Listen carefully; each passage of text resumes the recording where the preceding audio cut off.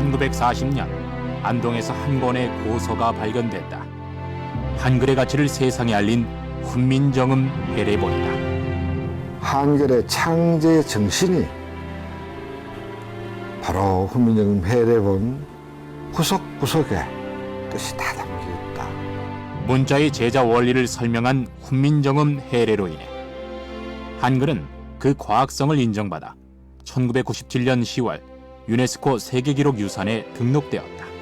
복잡하면서는 항상 그 원형을 전제하는 그런 문자입니다. 고학적인 원리에 의해서 만들어진 완벽한 문자. 한글은 세계 역사에서 드물게 왕이 백성을 위해 만든 문자였다. 한글이라는 것은 정말 리듬을 타고 같이 흘러갈 수 있는 음악과도 같은 문자. 한글 자체가 어떤 사람과의 어울림, 또 자연과의 어울림, 역사의 어울림, 이런 그 어울림, 조화의 정신을 담고 있거든요. 550여 년 전 백성과 소통하고자 했던 왕의 꿈이 서려 있는 문자 훈민정음. 그것은 우리 민족의 가장 위대한 기적이었다.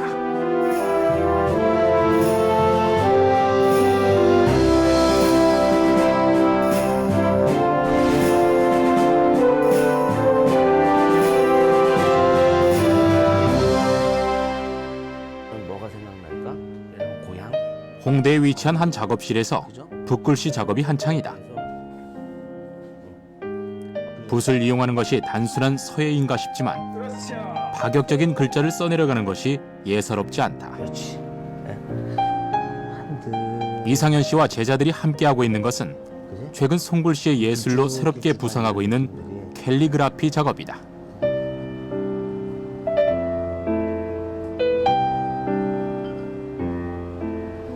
이런 어떤 작품들을 표현하더라도 우리가 같이 코스모스가 같이 되는 거야, 내가. 그래서 바람에 몸이 한들 움직이는 듯한 이 느낌들을 글씨 속에 담아낼 수 있으면 얼마나 좋을까. 그래서 좀 더 대상과 내가 먼저 교감하고 그 교감으로 인해서 표현된 것을 대중들에게 보여줄 때 그 사람들도 같이 교감할 수 있을 거야. 처음 시작은 문자 그 자체였다. 문자라는 거에 대해서 관심을 갖고 작업을 하다 보니까 전 세계의 문자 중에 유일하게 받침이 존재하는 문자더라고요. 한글이. 획이 많고 적고 받침이 있어서 들쭉날쭉한 그 문자가 더 큰 자랑거리예요. 그게 바로 감성이더라고요. 리듬. 그냥 읽으려고만 봤던 한글이 그냥 조형적이나 눈으로 봤을 때 문양처럼으로도 바뀔 수 있어서 그래서 아름다운 한글인 것 같아요. 좀 다양한 감성적인 어필을 좀 필요로 할 때가 있단 말이에요. 예를 들어서 뭔가 무서운 게 있으면 그거를 글씨 속에서 정말 무서움을 느낄 수 있게 한번 작업하는 걸 좀 설명을 좀 해줄게요. 글자가 내포하고 있는 다양한 감정을 표현하기 위해 수세미나 면봉, 풀뿌리와 같은 주변의 일상적인 재료가 활용되곤 한다.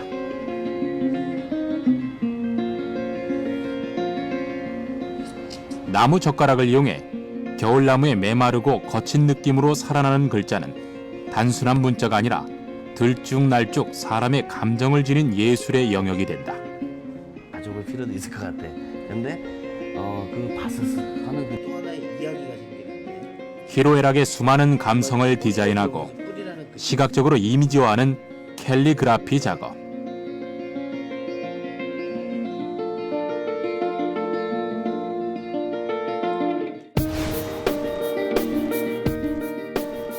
무엇보다 이런 작업에 흥미를 가질 수 있었던 것은 소리나는 대로 표현이 가능하고 입체적인 형태를 지닌 한글이라는 문자의 특징이 작용했기 때문이라고 한다.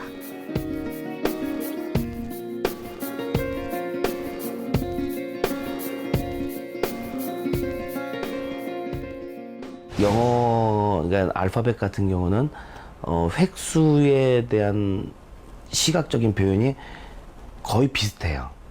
그래서 장점일 수 있지만 또 단점은 감성적 리듬을 타기에는 조금 뭔가가 변화가 많이 부족한, 우리 한글이라는 것은 정말 리듬을 타고 같이 흘러갈 수 있는 음악과도 같은 문자.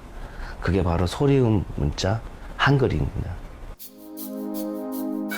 늘 새로운 것을 찾는 현대인들에게 디자인의 한 요소이자 새로운 감성적 매개체로 다가서고 있는 한글. 이는 다분히 디자인적인 조형미와 함께 소리글자라는 한글의 매력이 작용하기 때문인데, 소리글자란 구체적으로 어떤 것일까?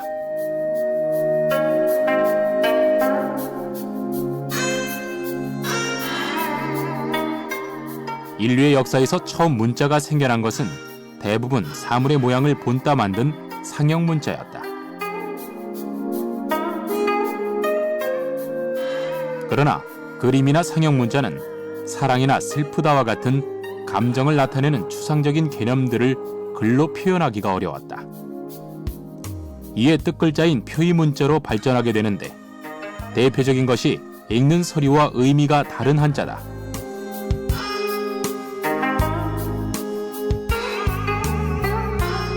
그러나 한자의 경우 글자 수가 많을 뿐더러 그 의미가 2가지 이상인 경우가 많고 잘못 해석되기도 해 문맹률이 높았다.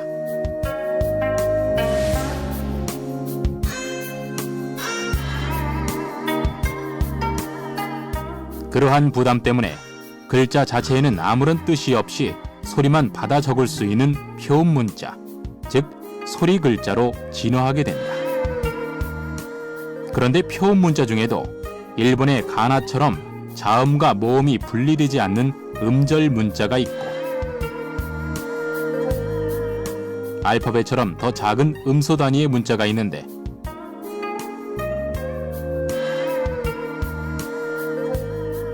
한글은 음소 단위이면서도 표기할 때는 음절 단위인 가장 발달된 체계를 가지고 있다.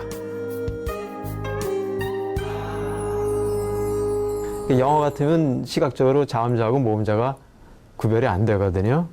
이 모음을 분리하려고 했던 것하고 그다음에 음절을 만들려고 했던 것하고는 밀접한 관계가 있습니다. 한국어는 음절로 운영하지 않으면 안 되는, 그러니까 그런 언어적인 특성이 아주 강하게 있는 언어고, 또 한편으로는 이제 중국 한자하고도 관련성이 있기 때문에 음절을 운영을 하려고 했던 거죠. 예를 들어 음소 문자인 영어의 스튜던트의 경우 눈으로만 봐서는 몇 음절인지 구분이 어렵지만 한글로 쓴 학생은 2음절로 이루어진 것을 쉽게 알 수 있다. 전 인류가 만들어 놓은 문자 가운데 가장 뛰어나다. 그 실증적 예를 들면은 영어에서 이가 환경에 따라서 8가지 발음이 납니다. 유지할 때는 이 발음이에요. 에 탈 때는 에 발음이 됩니다. 우리 한글은 아는 영혼이 압니다. 아가 어가 됐는지 오가 바뀌지 않는다는 거죠. 그런 측면에서 그 표음적 우수성이라고 하는 측면에서도 우리 한글이 아주 탁월하다. 지구상에 존재하는 민족의 언어는 대략 7천여 개나 되지만 생성된 문자는 300여 개, 현재 사용되는 문자는 한글을 포함해 28개다. 무엇보다 문자가 세월에 따라 자연스럽게 생성되고 소멸되고 살아남는 것과는 달리 한글은 치밀하게 기획된 문자라는 점에서 독특하고 독보적인데, 이를 증명하는 것이 바로 훈민정음 해례본이다.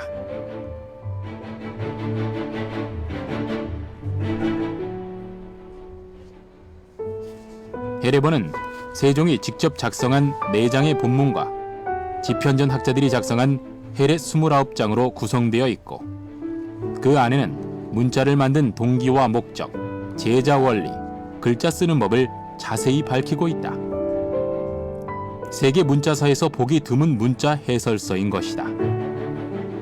옛날이나 지금이나 훈민정음이 나오고 있느냐, 그러한 책을 만들 때 그 제자 원리와 정리해서 내온 책이 현재까지도 없는 것입니다. 그렇기 때문에 이 훈민정음 해례본은 참여되는 것입니다. 그래 우리의 국본은 맞을 것 없고 세계 전 인류가 인정하는 세계의 기록문화재로서 등록이 되는 것이 다 그래서 된 것입니다. 유일한 것입니다. 우리 민족이 가장 존경하는 인물인 세종대왕. 그가 훈민정음을 창제한 것이 1443년. 해례본을 통해 널리 훈민정음을 반포한 것은 1446년이다. 이때 왕의 나이가 50세, 세종대왕은 4년 후에 세상을 떠났다. 왕은 왜 문자 해설서까지 만든 것일까?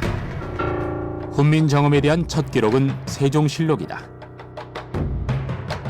임금이 언문 28자를 친히 만들었고 이를 훈민정음이라 일렀다라고 기록하고 있는데 반대를 염려해 비밀리에 작업했기에 훈민정음에 대한 기록은 그리 많지 않다. 당시 조선이 사용했던 글자인 한자는 극소수 특권층의 하나였고 다 깨우치는 데에도 20년의 시간이 걸렸기에 글자가 권력이었고 대부분은 글자가 없는 삶을 살았다. 한글 이전에는 이제 대부분이 동아시아 국가들이 비슷한데요. 그 한자를 이용한 그 표기들이 이제 그 주된 그 수단이죠. 한문을 직접 하기도 하고 또 때로는 그 글자 중에 일부를 빌어다가 이제 우리 자국어들을 표기를 하기도 했는데 그 형태들이 조금씩은 좀 다른 것들이 있습니다만 대개 이제 뭐 이두라고 불리는 그런 것들이 있는데 한자를 빌려 쓴 글자로 향찰이나 구결, 이두가 있었다. 만약 철수야 구름을 보아라라는 문장을 한문으로 쓰면 철수 견운이 된다. 이를 이두로 쓰면 우리말 순서대로 철수 운견으로 적고 그 사이에 조사나 어미에 해당하는 한자를 넣어 철수야 운을 견하라처럼 적었다. 복잡했고 한자를 모르면 소용이 없었다. 게다가 당시 세종의 마음을 움직인 일이 발생했다. 실록에 보면 진주 기마라는 사람이 아버지를 살해하는 끔찍한 일이 일어났고 이를 보고받은 왕이 크게 자책하며 신하를 소집했다는 구절이 나온다. 나라가 안정을 찾은 조선의 4대 왕으로 취임했던 세종은 유학의 경전에서 길을 찾고자 했다. 그래서 편찬한 것이 삼강행실도와 효행록으로 글자를 모르는 백성들을 위해 그림으로 그리고 한자로 짧게 설명하도록 했다. 하지만 한계가 있었다. 이에 세종은 우리말과 다른 중국의 문자가 아닌 우리 백성에게 맞는 28자의 훈민정음을 만들게 된 것이다. 훈민정음의 가장 소중한 가치는 소통이라고 생각합니다. 세종대왕은 책을 통해서 신분과 계층에 관계없이 소통하고자 했습니다. 특히 하층과 소통을 중요시 여겼고요. 그래서 누구나가 쉽게 배울 수 있는 그런 문자를 만든 것입니다. 한글을 창제한 세종대왕은 지편전 학자들로 하여금 훈민정음을 자세히 설명한 해례본을 만들게 했다. 그리고 반포 당시 목판본이었던 해례본을 수백 권 찍어 널리 배포했다.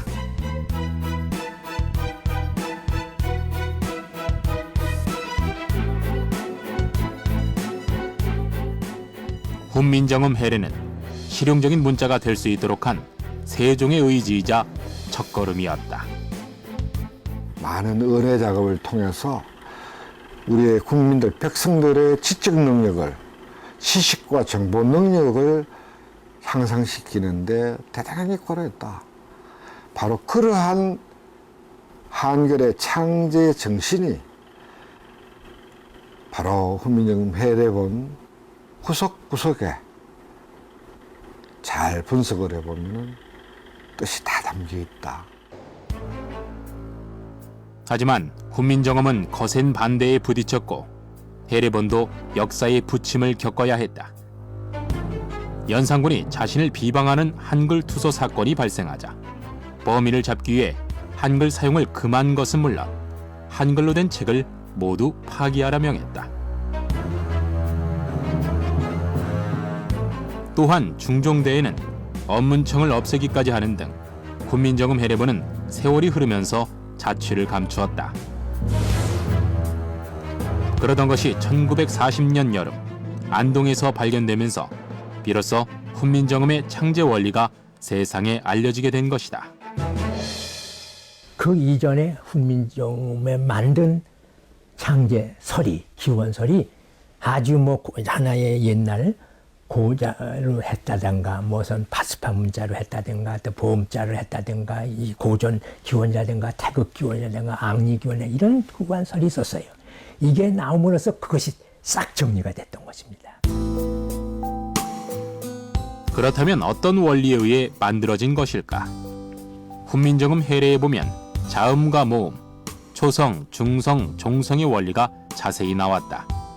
여기는 그 훈민정음 그 만든 그 원리를 설명한 부분입니다. 제자해 부분인데 가령 기역은 어떤 것을 상형했다.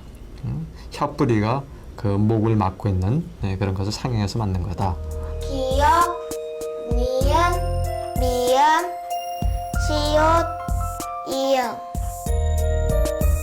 어금니 소리인 기역은 혀뿌리가 목구멍을 막는 모양을 본뜨고, 혀소리인 니은은 혀가 이 윗몸을 붙는 모양을, 입술 소리인 미음은 입의 모양을,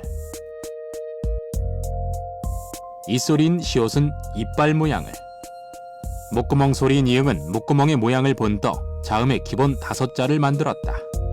소리는 안 보이는 거기 때문에 상형할 수가 없고 거기에 가장 근접되어 있는 것, 그러니까 발음기관을 통해서 소리에 대한 그 어떤 암시를 받아라. 사람 말소리를 가장 정확하게 적을 수 있는 그런 문자가 된 것이고요. 기본자에서 다른 글자들을 만들어가는 과정이 규칙적이라는 것입니다. 또한 발음기관을 본뜬 기본 자음을 만든 후 5개의 자음에서 파생 자음을 만들었다. 기역에서는 소리를 3개 발음할 때 나는 소리로 가로획을 추가해 키읔을 만들었고, 니은에서는 혀소리의 형제 글자로 디귿과 티읕을 만들었다.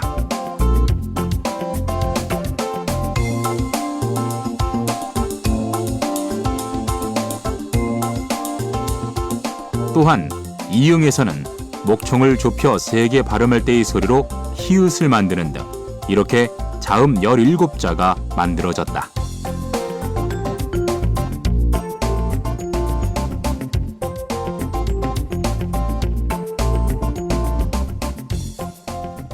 한글이 우수하다는 핵심적인 얘기는 뭐냐? 바로 한글은 배우기가 쉽습니다. 일종의 계열적, 통합적 관계, 일종의 구조적 관점에서 대단히 정제화된 문자다. 훈민정음 창제에 참여했던 정인지는 이런 말을 남겼다. 슬기로운 자는 아침을 마치기도 전에 깨칠 것이요, 어리석은 자도 열흘이면 배울 수 있다. 그리고 19세기 한국을 찾은 미국인 호머 헐버트 박사는 한글의 우수성을 연구하며 이렇게 회고했다. 한글을 배운 지 4일 만에 한글을 읽고 쓸 수 있었다. 이보다 더 간단하게, 이보다 더 과학적으로 발명된 문자 시스템은 없다는 것을 인정해야 한다. 적어도 열흘이면 배울 수 있는 가장 쉬운 글자. 낯선 이방인들에게도 과연 한글은 그렇게 쉬운 글자일까? 저는 아나씨하고 친해요. 이곳 어학당에는 각기 다양한 나라에서 온 학생들이 모여 한글을 배우고 있는데, 한류의 영향과 함께 한글의 인기가 높아지면서 그 수요도 점점 많아지고 있다.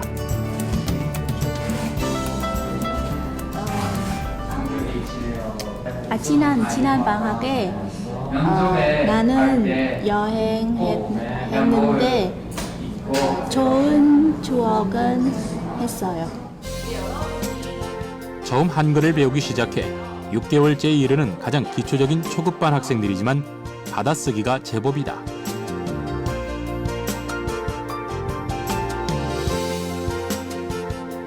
비슷한 문화권이라는 점이 좋아 한국을 찾았다는 중국인 제춘남. 가서 냄새기 인상한 음식을 먹었어요. 그래서 밤에 집에 돌아와서 물이 많이 마셨어요. 서툴면서도 곧잘 문장을 만들어가며 한글을 배우는 것이 즐거워 보이는데, 자국의 언어에 비해 한글은 얼마나 배우기 쉬운 언어일까?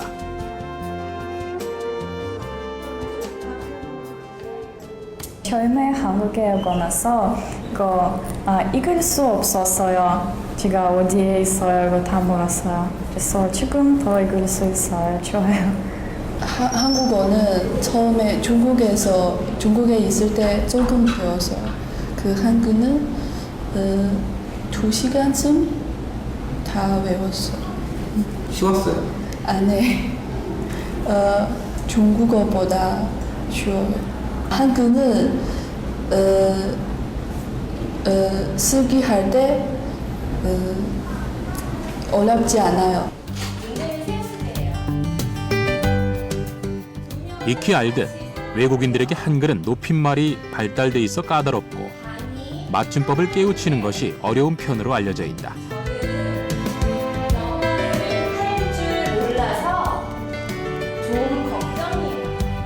하지만 기본적인 글자를 파악하고 원리를 깨닫는 데에는 해례본 서문에서 밝혔듯이 채 일주일이 걸리지 않는 것이 공통적이라고 한다. 언어권별로 다르기도 하고 개인차가 있기는 하지만 그래도 한 일주일 이내에는 습득을 하는 편이에요.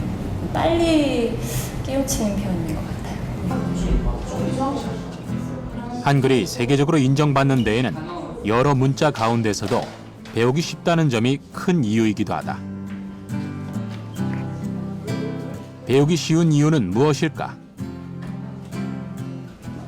문자는 배우기가 쉽죠. 그러니까 자음하고 모음도 분리가 되어 있고, 그 다음에 그 글자의 구조도 아주 간단하고, 가령 뭐 영어 같으면은 모음자가 5개, 뭐 5개인가 뭐 기본자가 뭐 A, E, I, O, U 이렇게 되는 것 같아요.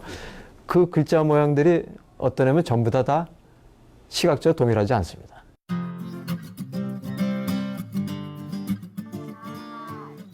한글의 모음은 더욱 쉽다.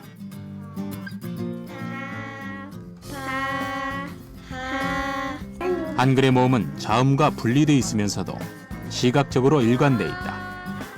특히 자음이 5개에서 시작한다는 모음은 아래아, 이 3개에서 시작해 가획되어 글자를 늘려가는 방식이라 더욱 간단하다.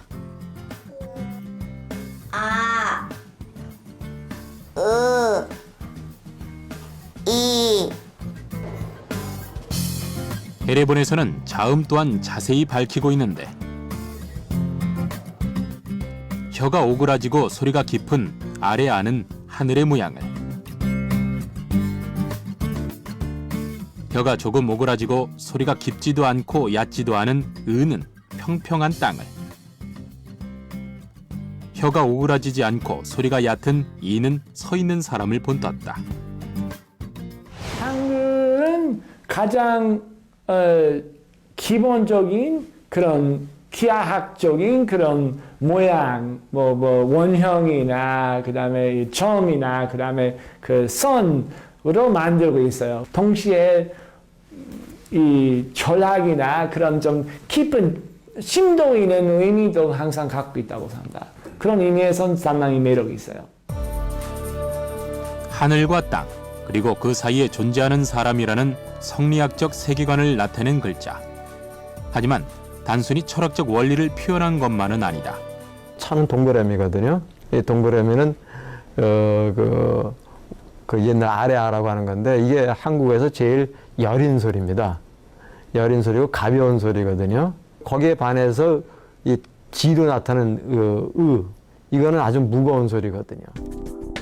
음양의 조화 속에 여린 소리의 나를 위로 붙이면 밝은 양성 모음이, 아래로 붙이면 어두운 음성 모음이 되었고, 이의 오른쪽에 붙이면 양성 모음이, 왼쪽에 붙이면 음성 모음이 되었다.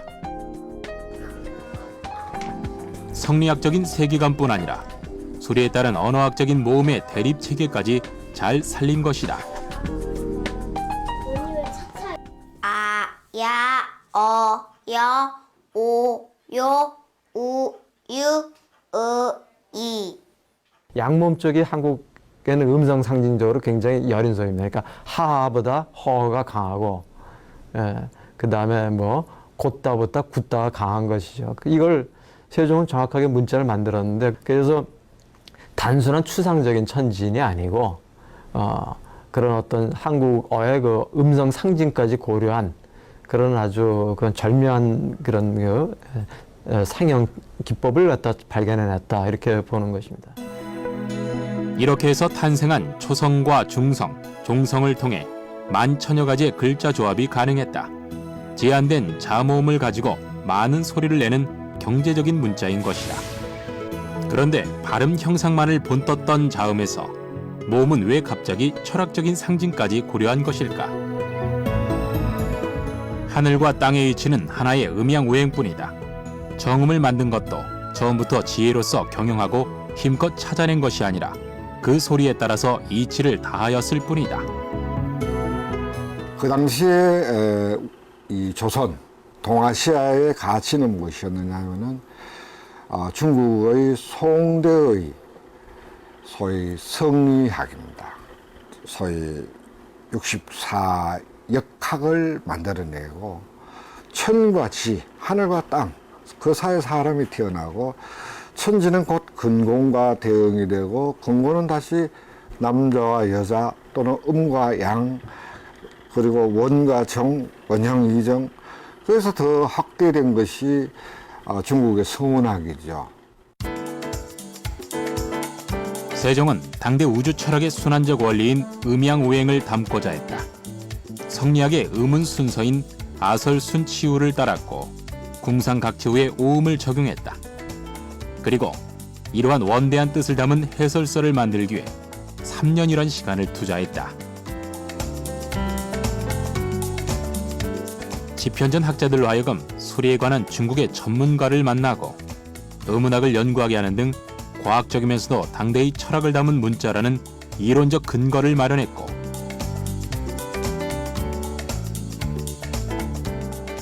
그 결과물이 훈민정음 해례본이었다. 전통 철학을 담음으로 해서 문자의 정통성, 합리성을 특히 사대부들 그런 지식인들한테 합리적으로 설명하려고 하는 것이죠.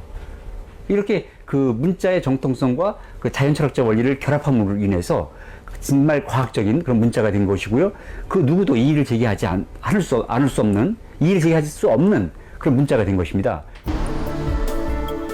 그렇다면 훈민정음의 보급은 어떻게 이루어졌을까? 훈민정음을 반포한 세종은 긴박하고 빠르게 움직였다. 백성을 가장 많이 접하는 하급 관리들로 하여금 훈민정음을 빨리 익히게 하는가 하면 훈민정음을 시험 과목으로 넣었다. 세종을 만들어 놓고도 이 보급책이 또 대단하십니다. 그 당시에 대개 서민들이 옛날이나 지금이나 서민들이 어지로 되게 종교 쪽으로 많이 파고 들어가는 겁니다. 서민들이. 풍종관계를 그냥 번역을 하고 짚게 하고 제일 먼저 국문학이 나오지 않습니까? 세종은 수양대군에게 훈민정음으로 된 불교 서적인 석보상절을 쓰게 했고 사대부를 위해서는 조선 왕조의 정당성을 노래한 용비어천가를 편찬했다. 또한 바른 한자음을 표기하는 데도 심혈을 기울였다. 일종의 한자 발음 사전인 동국정운을 편찬해 공부하게 했다. 그 당대로 본다면 한자음의 통일이라고 하는 것도 대단히 중요한 목표였습니다.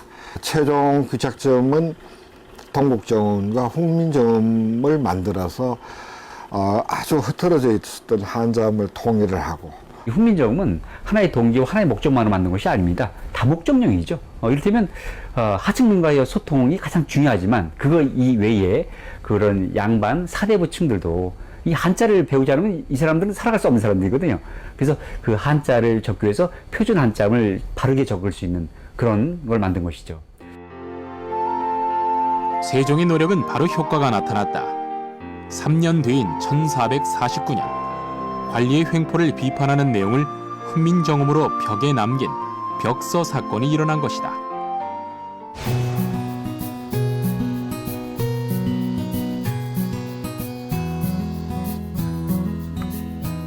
현재 훈민정음의 보급과 사용을 가장 잘 보여주는 것은 한글 편지들이다.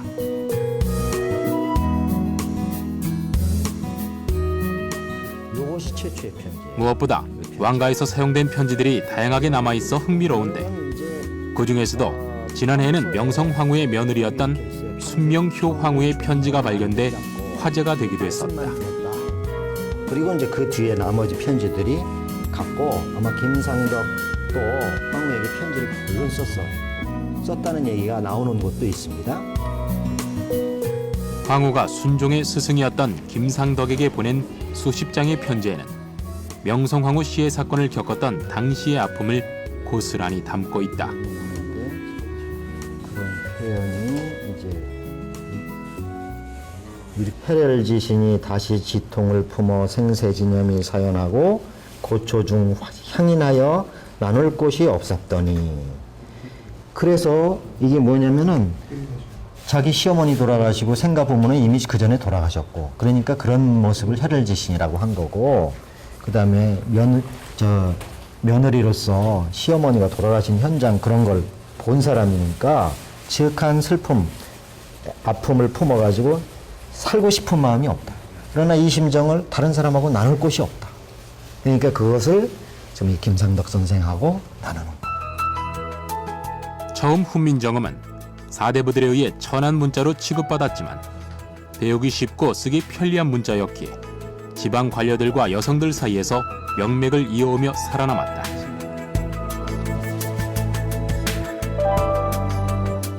이는 왕비나 공주와 같은 왕가의 여성들도 예외가 아니었고 갈수록 한글과 한문을 같이 사용하는 경우도 많았다. 그런 시대에 일상적으로 그 양반 사대부들이 지식인들이 쓰는 것들은 한문이지만 여성들이 관련될 때에는 한글을 써요. 그러니까 왕실에서도 왕비, 뭐 또 대비, 공주, 옹주, 후궁 이런 사람들이 쓸 때는 그걸 쓰다. 그리고 이제 일반 백설들 중에는 그 이제 한문을 잘 모르는 평민들 또는 아전들 이런 수준에서도 쓰고 그럽니다. 조선 왕과 최고의 명필로 꼽히는 선조의 편지나 숙명공주가 아버지에게 보내는 편지 등이 남아 왕가의 사생활을 보여준다. 또한 일반 백성들에게도 편지가 오갔는데 1970년대 미라 상태로 발견된 순천 김씨와 함께 190여 장의 한글 편지가 발견되었다. 이는 16세기의 것으로 훈민정음이 반포되고 1세기 후 일반인도 쉽게 사용하였음을 보여준다. 나는 병들고 네 어머니 시세엄을 너무하여 병드니 너희는 오래지 않아 상사를 볼까 한다. 그리 불통한 사람이 어디에 있겠느냐. 정은 무진하지만은 숨이 가빠 이만한다. 12월 초 8일 부. 실제 살았던 역사 기록, 실록 이런 것에서는 볼 수 없는 진짜 일반 요즘으로 말하면 시민들, 백성들의 현실 삶을 그대로 알 수 있는 것이 편지다. 그리고 이제 말도 그 고위 지식층들이 쓰는 말이 아니고 일단 일반인들이 쓰는 그 말들, 그리고 지방에 따라 사투리 있으면 사투리가 그대로 나와요. 한글이 빛을 발한 것은 소설이었다. 17세기에 들어서면 한글로 된 소설이 대유행을 일으켰고 그때까지 구전되던 노래며 이야기들이 글로 기록되며 한글이 대중화되었다. 17세기, 18세기의 소설들은 여성들이 다 손으로 아주 깨끗하게 예쁘게 그런 계속 기록, 자기 연습으로, 글 연습으로 했어요. 그래서 그런, 소예죠. 한글 소예. 그래서 그때 그런 대단히 아름답고, 대단한 매력이 있었어요. 아마 실제로 문학의 체험 자체는 문학 콘텐츠도 있지만은 글 자체에 대한 매력이 상당히 큰 요소였어요. 글자 그 자체로도 아름다운 문자. 쉽게 소통하고 편리하게 사용할 수 있도록 백성의 소리가 되어준 문자. 그렇게 왕의 꿈이 이루어진 것이다. 그리고 21세기인 지금 한글은 더욱 빛을 발하고 있다.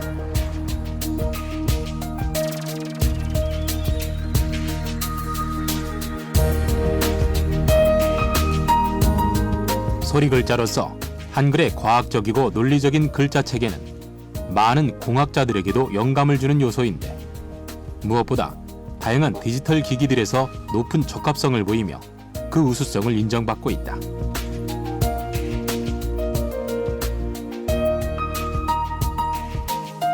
먼저 간편한 한글은 컴퓨터 자판에 적합한 문자다. 영어권이 아닌 대부분의 국가들이 그렇듯 한자나 일어는 먼저 영문으로 입력한 뒤 자국의 문자로 변환하는 복잡한 과정을 거쳐야 한다.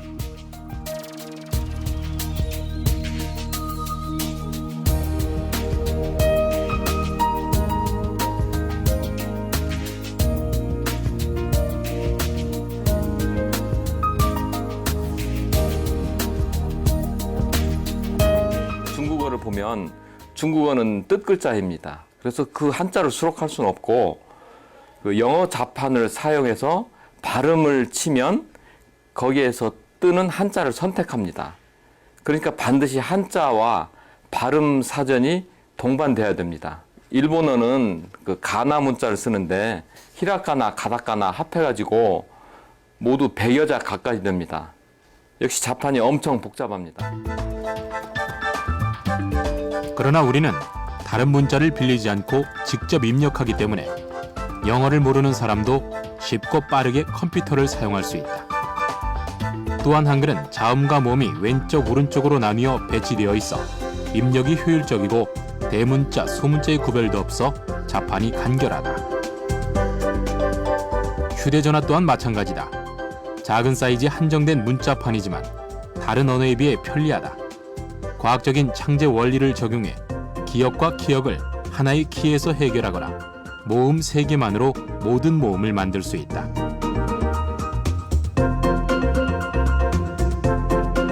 자국의 언어를 정보하는 데 보다 유리한 문자. 한글은 모든 커뮤니케이션이 인터넷과 컴퓨터를 통해서 이루어지는 디지털 시대에 적합한 문자인 것이다.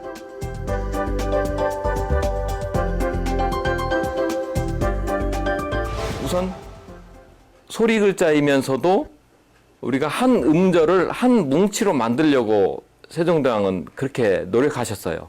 그래서 자음과 모음이 영어 알파벳보다 숫자가 적으면서도 또 대소문자가 없으면서도 모아 써서 한 음절을 나타내기 때문에 세종대왕이 훈민정음을 만들 당시에 이러한 그 컴퓨터 시대를 예상하고 만든 것은 아니지만 한글은 결과적으로 이 디지털 기기에 아주 적합합니다. 훈민정음은 1910년대 주시경 선생과 한글 학자들에 의해 한글로 불리게 되었다.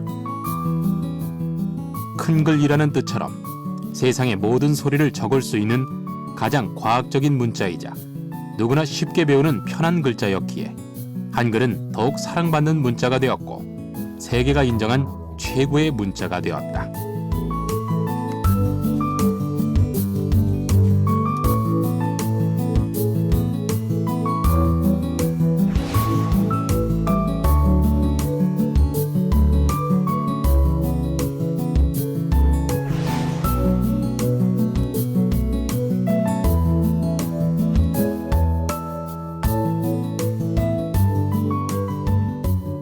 정보를 보존하고 기록하는 문자로서 아마 유네스코에서도 그렇고 전 세계 언어학자 대회에서도 이 한글의 미래 활용의 가능성이 대단히 뛰어나다라는 것은 많은 학자들이 인정을 하고 있죠. 우리가 이렇게 문화적으로 발전하고 앞으로 또 미래에 대해서 계속 우리가 그 희망을 가져볼 수 있는 것 중에 하나가 그런 우리의 그 정신 세계를 그 아주 잘 표현할 수 있는 그런 문자체가 있어서 그런 것이 아닌가 그렇게 생각이 됩니다. 세종대왕의 수많은 업적 중에서도 훈민정음 창제는 백성을 보살피고 위하는 마음을 담았기에 더욱 자랑스러운 문화유산으로 꼽히고 있다.